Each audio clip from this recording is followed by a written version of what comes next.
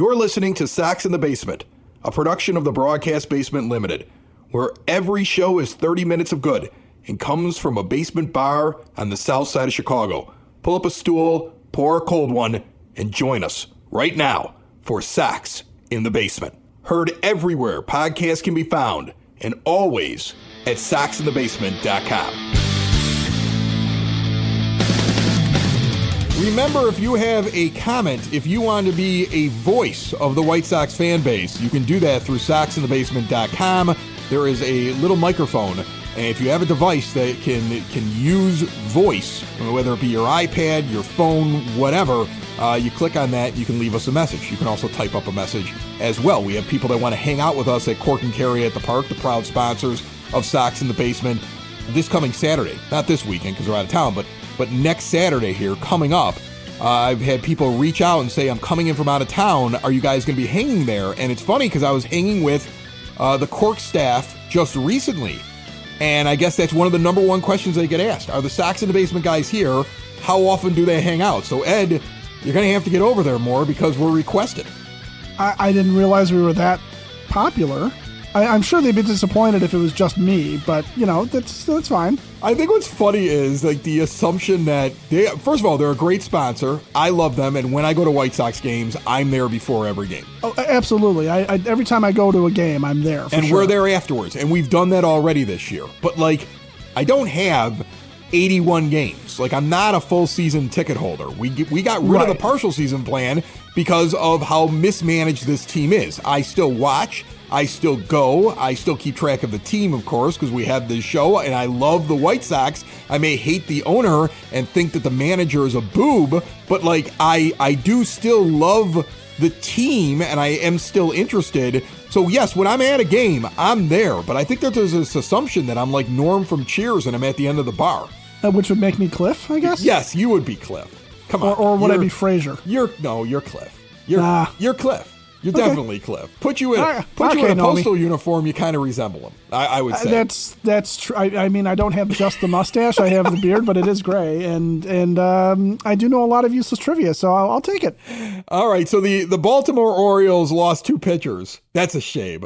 This team whose fan base was jawing all offseason that Dylan Cease wasn't worth anything, and it turns out he was worth a lot more. He was really good because he got away from the Cats machine and got on a good team, and he has, at least to this point in the season, been an exceptional starting pitcher. I know he had a bump in the road his last start, but, like, overall, an exceptional starting pitcher, and I'm sure they regret it right now because here's a team that lost 2 guys out of their rotation and is trying to contend, and now Tyler Wells and John Means are both getting season-ending UCL surgery, and it couldn't happen to, like, a fan base that deserved it more, who believed that, like, every prospect they had to be retained and people should just hand over their good pitchers to them because it was their time. And it'll be really interesting to see what the Orioles do, because I felt like in the offseason, even though there was an exchange of ownership, that the new owners weren't really in place enough to change the policy in the front office as to how they viewed their prospects and how they were going to spend their money. So now it'll be interesting to see if one of these prospects shakes loose and whether or not the White Sox will be interested. First off, the first question before we dive into it, because right now everybody goes immediately, well, Eric Fetty to the Orioles, and which prospect would you like? And we can get into that a little bit. But first off, the question becomes, do you think the Orioles can get over the mental hurdle of they don't want to get rid of all these prospects because they have so many of them? They have prospects that are blocked by other prospects right now, and they're all really high on every list that you look at. Well, they're going to have to if they want to compete. And at some point, the prospects become blocked by other prospects, like you said, and they're blocked by guys at the major league level. And so when you look at what they have down there, you have somebody like, say, Sam Basallo, who could be a catcher, but they have Adley Rutschman, so Basallo's going to have to become a first baseman. He's going to have to find somewhere else on the field if they want to keep his bat. That's a common thing, right?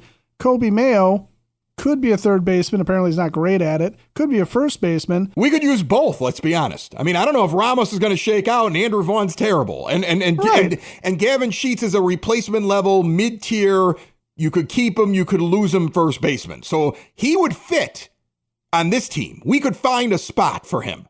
Absolutely. So you look at what's there, and they're glut of infielders. They've got a glut of outfielders. The question becomes, are they willing to sit there and say, at what point are they willing to sit there and say, these are the prospects that we want to keep because these are the guys that we are building around. These are the prospects we want to get rid of or are willing to get rid of, not want to get rid of, but are willing to get rid of to fill and plug other problems that we're having. In this case, their rotation. And the rotation was a problem coming into the season because they traded for Corbin Burns, but they knew they needed more pitching than what they had last year. Kyle Bradish got hurt almost immediately, even though he's back now.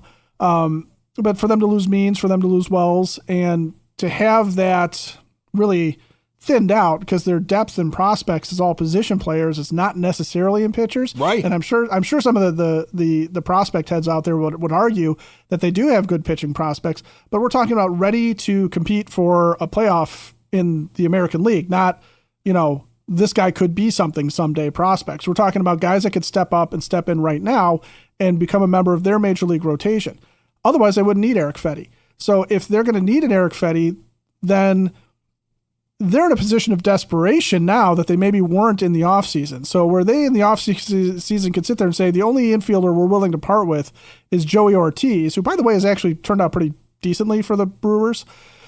But if he's the only prospect that they were willing to get to move on from because he was the low man on the totem pole and all those infielders, okay, now they have a harder decision to make. So do they look at Eric Fetty and sit there and say, yeah, you know what, he is worth one of these guys that are blocked, one of these guys that are kind of spare parts or the glut of outfielders we have, whatever?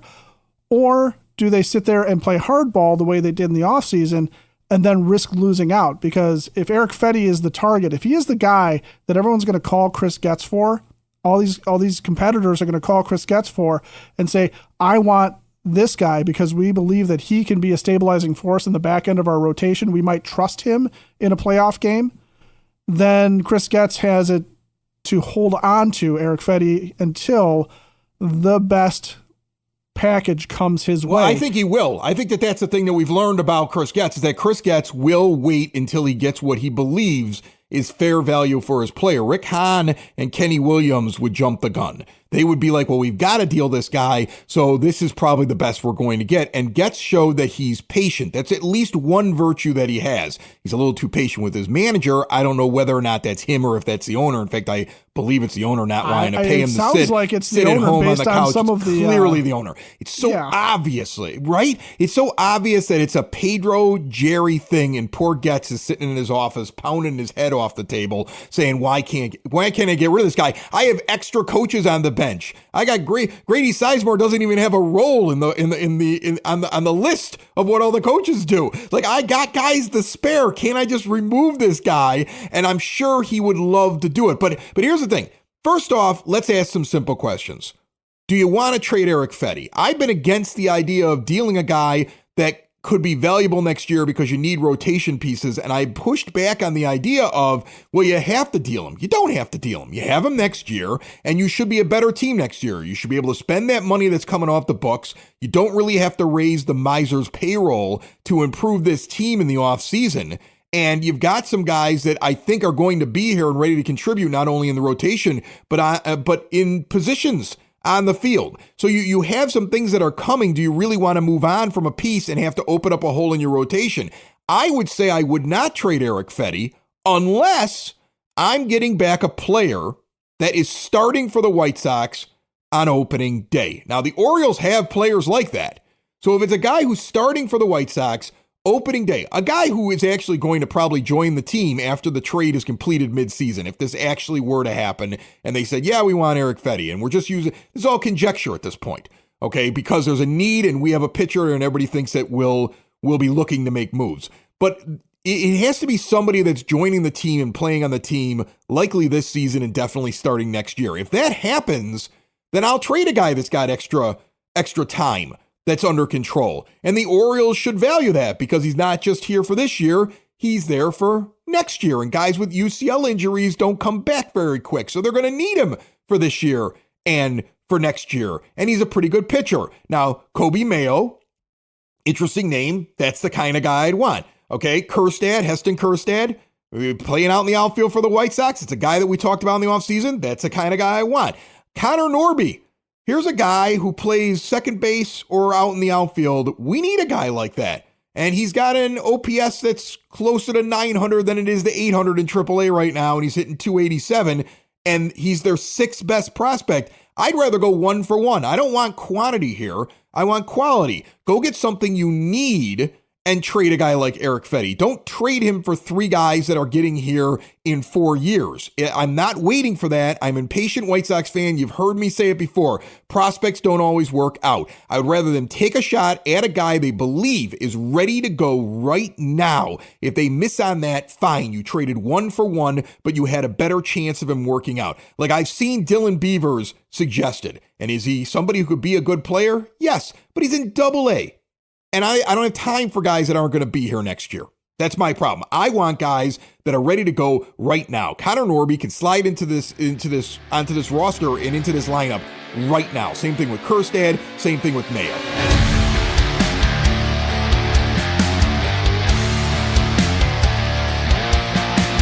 Sox in the Basement listeners, for exterior windows, doors, patio doors, and storm doors, look no further than Window and Door Superstore of Oak Forest. No high-pressure sales. You go see them. They don't come in and track mud into your house. You don't want some stranger doing it, bringing in some dirty, broken window that doesn't look anything like what they're going to actually put inside of your home. Instead, go see everything. Full living color with all the bells and whistles available for you to see in their big, beautiful showroom out at 159th and Ridgeland, actually a half block east of 159th and Ridgeland at 6280 159th Street. The owners in the showroom and on site, they use their own installers. They don't farm out the work. They've been doing it that way for 4 decades in Oak Forest since 1985. All major brands, custom made, no stock items for a perfect fit. See more at windowdooroakforest.com. When you're talking specifically about the Orioles, right now, take advantage of the fact that they can't fit all these guys in AAA, all these guys who are Major League ready. They can't fit them in their lineup, okay? Because Ryan O'Hearn is outperforming Heston Kjerstad, and he's not in a position. The Orioles aren't in a position to make a veteran like that go away when he's a valuable member of their outfield, a valuable member of their roster. Okay, same thing with Ryan Mountcastle. He's not a guy that anybody really excites anybody to hear his name. But he's a guy that's in the middle of their lineup. He's a guy that they count on. They're not going to move him for Kobe Mayo. What you're looking at is you're saying, okay, Orioles, you want to really do this in the AL East. You want to take this division again. We're going to take your Major League ready talent as opposed to going and saying Erick Fedde can go to the Dodgers for somebody who's a couple of years away who might be a very talented player, or go to enlist any other team that's leading their division or is really locked into a race and locked into a playoff battle that is losing pitching, and it's happening. I mean, the Rangers, it's a miracle the Rangers are still fielding a team with the amount of pitchers that they've lost this year. And they're a team that, they're starting to run out of Major League ready talent. So they are a team that if they were to say trade for Chris Flexen, maybe you do sit there and say, okay, we're going to take a guy that's going to be here in a couple of years that we believe in, but that's because that's the best we can get for this guy right here.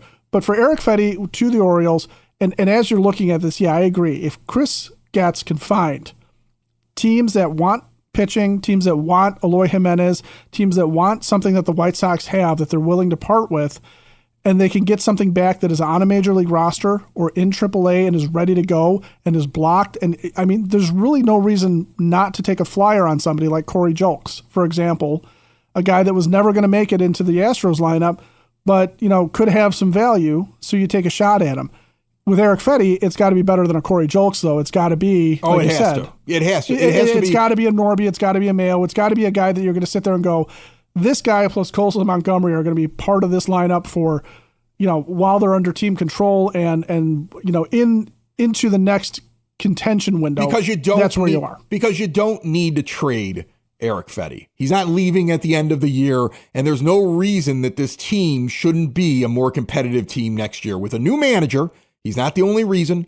They would still not be a playoff team. They wouldn't be this bad, though. Okay, another manager would not be batting Andrew Vaughn in the top 5 spots, would not be batting Andrew Benintendi in the top 5 spots, and would not be justifying having Maldonado get 50% of the time behind the plate. There are no managers, I think, in Major League Baseball other than this guy that would still be trying to do that. Did you hear his quotes this week? Just, in fact, I feel like Are you talking about the extreme Jerry Reinsdorf boot polishing that he did? No, not even that. Not even that. He was asked about a couple of different things going on with his own lineup. These things are coming out from the beat reporters that are around him.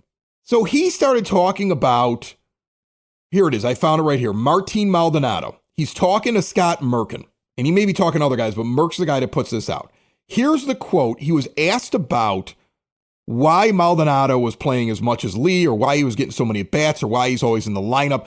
And this is Grifol's quote. "This can change from day to day, week to week. Right now, we are comfortable with what's going on." I don't think anybody is except for you, Pedro. Martin Maldonado is not a 300 hitter, but he's not a 100 hitter either. So eventually, he'll run into some balls, and he'll do what he normally does. Let me tell you what he normally does.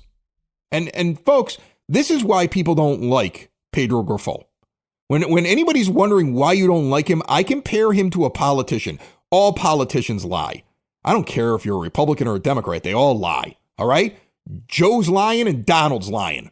If you're paying attention, all of them are lying. All the senators lie. Your congressmen lie. They all lie. They all tell stories. They all tell half-truths. That's why people don't like politicians. And Pedro's a politician. Pedro's a guy who knows he doesn't belong there, knows he's in over his head, knows he's bad at his job, knows the owner won't get rid of him because he's trying to save a buck, and knows that if he sucks up to the owner and acts like a politician and lies, he can extend his time sitting in the manager's chair. But all you have to do to disprove the lie is look at statistics. That's the beauty of baseball. That's why baseball fans love baseball, because you can't hide from your stats. Everybody's got them. They put them on the back of baseball cards for 100 years, okay? They show what a guy's average is. How does he get on base? How many times does he walk? How many times does he strike out? Is he good or bad? You know if a player is good or bad, not just by the eye test, but by the fact that you can see his statistics and you can see if he's good or bad over a long period of time. Since the end of that shortened season, I won't count 2020, but I'll count the 21 season, the 22 season, the 23 season, and what we have so far in 2024. I'm able to highlight this very easily by going to Baseball Reference. You can just punch in Martin Maldonado's name, click on his Baseball Reference stats, click on the years that you want to compare, and bring it up. And from 2021 all the way through now, he has played in 384 games with 1,303 plate appearances. And in that time, over that period, Martin Maldonado is hitting 175 with a 251 on base percentage, slugging 318 with an OPS plus of 58. That is absolutely atrocious. He is a 100 hitter, Pedro. In fact, he hasn't broken 200 in 4 seasons. So to sit there and say to the reporters that that's not what he is, when I can look it up and see, yes, that's exactly what he is.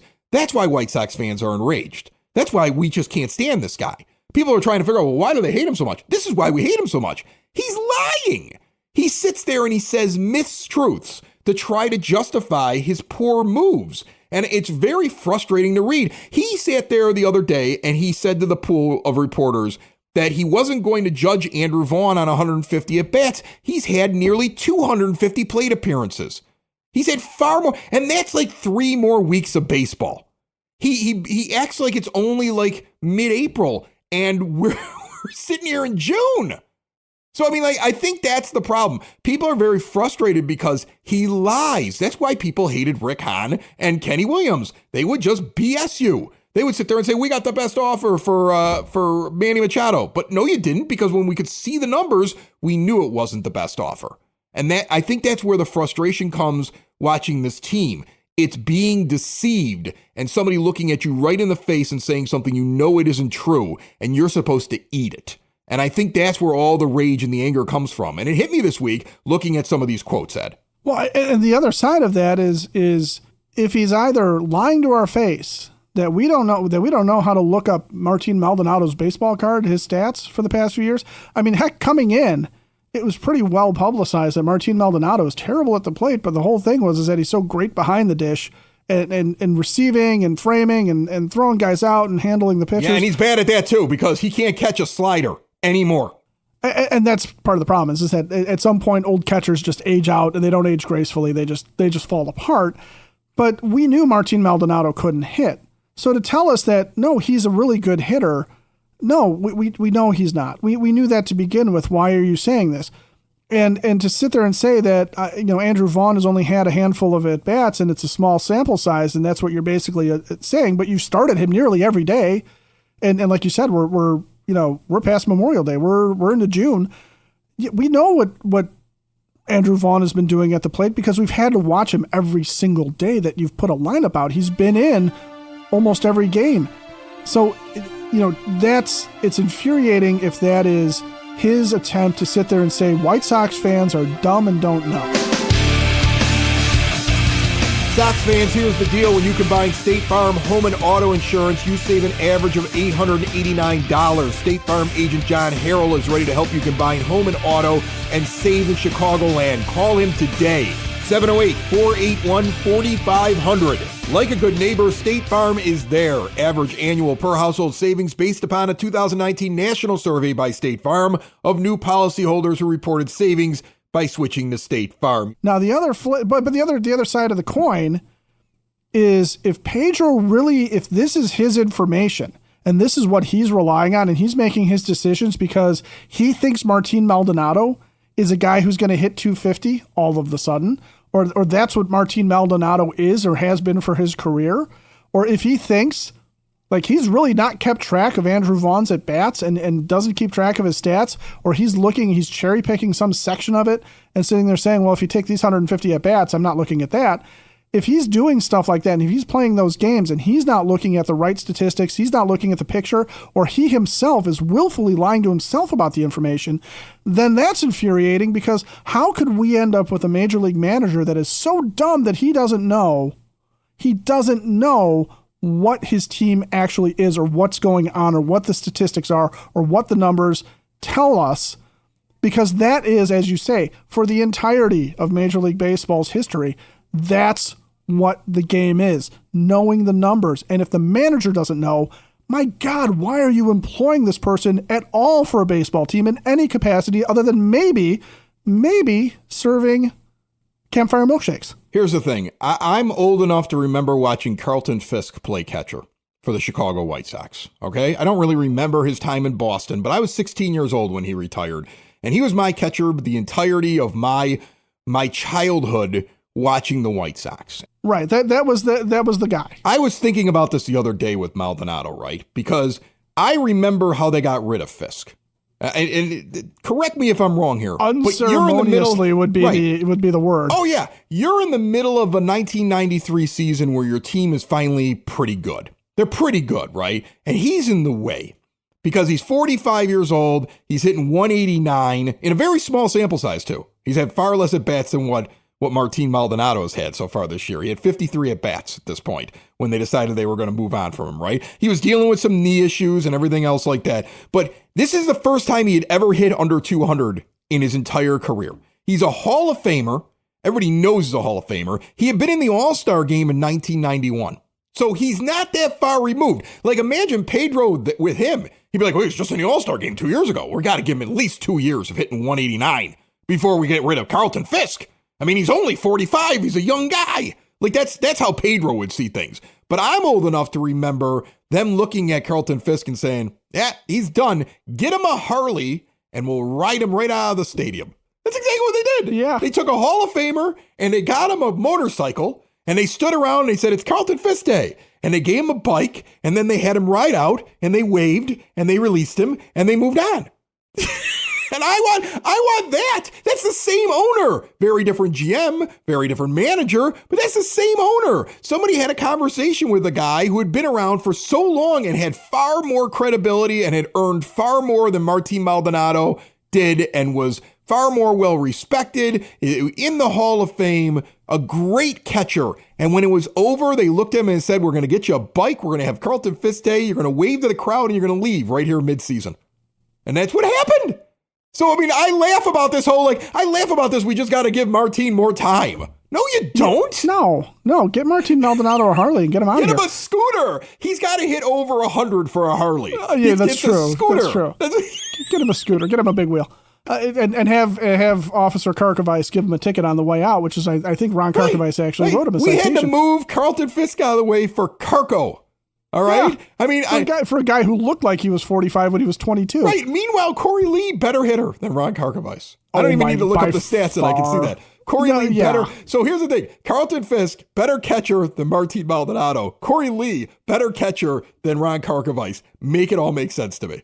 It doesn't. It doesn't make a lick of sense to anybody. But you're right. How does Jerry go from? I mean, when I say unceremoniously dumped, you realize that they actually made Carlton Fisk travel, I think, to Cleveland before they told him he was released. Right. So that's right. I mean, it really was. It was brutal at the end for Carlton Fisk. He was angry. You didn't see him for a long time. He was kind of pissed off about it. And now all of a sudden we're afraid that the guy that we picked up in the offseason is going to be upset because he doesn't get enough at bats. I don't even think Martin Maldonado wants all these at bats. He probably looks at his name on the lineup card and goes, "Really?"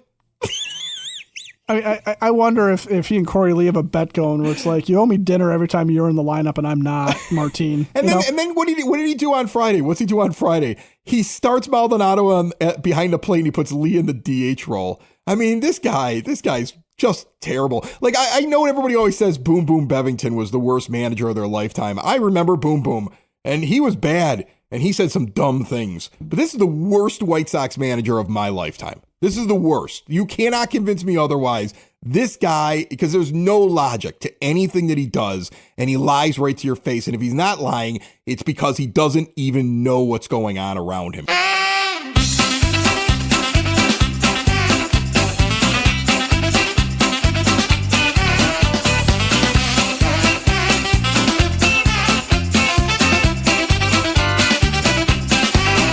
That music can mean only one thing. The Sox nerd Dave Marin is here with the nuggets and the tidbits and a little bit more than you probably get up on the scoreboard over at The Rate if you are making your way out there. I would imagine the environment, at least in games when there's a giveaway or when, they're actually playing well or maybe when the lineup has the good players in it instead of the guys that Pedro keeps forcing in there. I would imagine that the atmosphere is pretty good, right, nerd? It is very good, and it's always good in the scoreboard room. We always have fun up there, and I love my Nuggets. Awesome. The Nerd is brought to you by the Village of Lamont. Want to experience a downtown with real history, great eats and drinks, and green spaces filled with adventure?